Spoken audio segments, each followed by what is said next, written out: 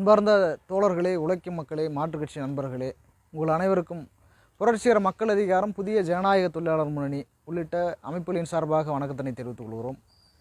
வருகின்ற இன்று டிசம்பர் 1ஆம் தேதி தருமபுரியிலே ஏறி தாக்கி வரும் காவி கார்ப்பரேட் பாசிசம் கிளர்ந்தெழு போராடு என்கிற தலைப்பின் கீழே ஒரு 2 மாதமாக எங்களுடைய அமைப்பு சார்பாக தமிழகம் முழுவதும் பலாயிரக்கணக்கான பிரசுரங்களை அச்சிட்டு மக்கள் மத்தியிலே பிரச்சாரம் செய்தோம்.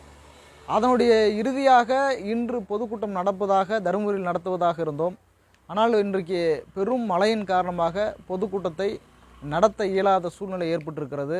ஆகையினால் பிறிதொரு தேதியிலே இந்த பொதுக்கூட்டத்தை நடத்துவதற்கான திட்டமிட்டிருக்கிறோம். அந்த வகையிலே இந்த பேரணி பொதுக்கூட்டத்திற்கு பெரும் பொருட்செலவும் நிதிச்சுமைகளுக்கும் இடையில் நாங்கள் ஏற்பாடு செய்தோம். இதற்கிடையிலே காவல்துறை எந்த அனுமதி சம்பந்தமாக எதுவும் தெரிவிக்காத ஒரு சூழ்நிலை இருந்தது. அதன் பிறகு சென்னை உயர்நீதிமன்றத்திலே கடுமையான போராட்டத்திற்கு பிறகு அனுமதியை பெற்றோம். இப்போ அனுமதி கிடைத்துவிட்டது. ஆனால் பொதுக்கூட்டத்தை நடத்துவதற்கான இயற்கை சூழ்நிலை நமக்கு ஒத்துழைக்கவில்லை. அதன் காரணமாக தற்போது இந்த பொதுக்கூட்டத்தை மாற்றொரு தேதிக்கு தள்ளி வைக்கிறோம்.